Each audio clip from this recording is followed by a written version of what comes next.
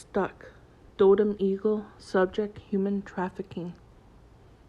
Although Indigenous people make up only 4% of Canada's total population, the terrifying common truth is that over 50% of all sex trafficking victims in this country are Indigenous. According to Diane Red Sky, who runs Maui Wicha Ita Center to advocate on behalf of Indigenous women and children, the problem is systemic. She points out that the history of racism has created a cycle of violence and exploitation against Indigenous people. As she says, society is targeting Indigenous women and girls, particularly for violence and abuse, and that spills over into sex trafficking. We need wisdom, far-sighted vision, and discernment within our leadership to address conditions of imperil our youth, to instill positive and achievable dreams in them. They need strong role models and awareness so as not to be wooed, groomed, and recruited into this form of slavery. In Ojibwe kinship structure, the bald eagle totem is part of the Baswenaazhi group, which provides leadership in dealing with the outside world.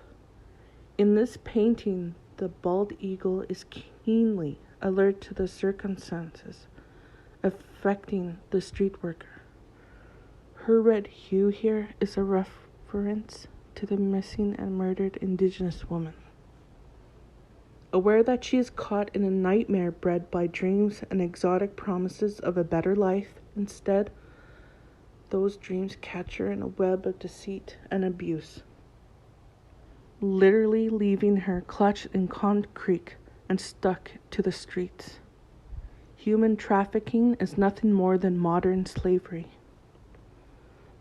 The bald eagle therefore symbolizes a hope for a future shaped by meaning, process of reconciliation that roots out racism, atones for generations of systematic abuse, and sets out safe options for our youth to succeed on their terms.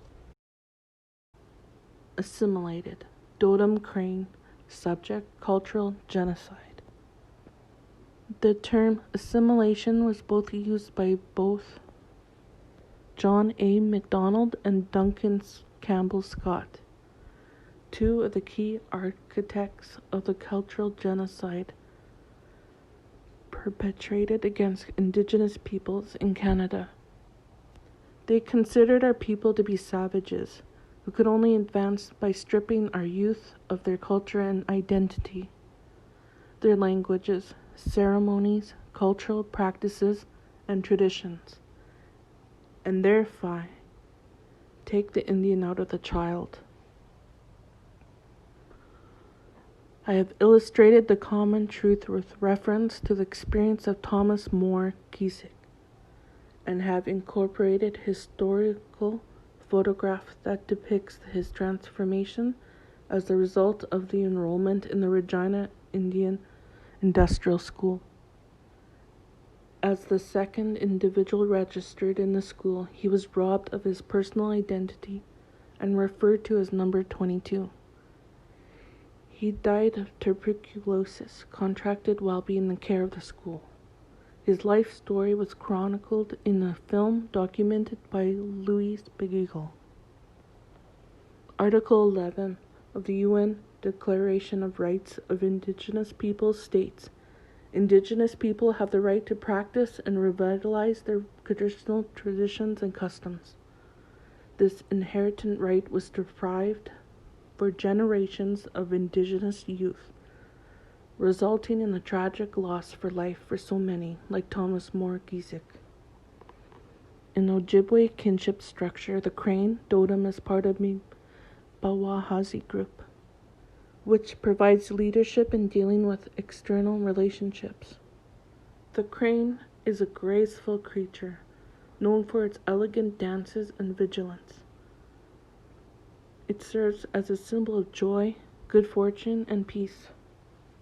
Significantly, both parents help with rearing their youth.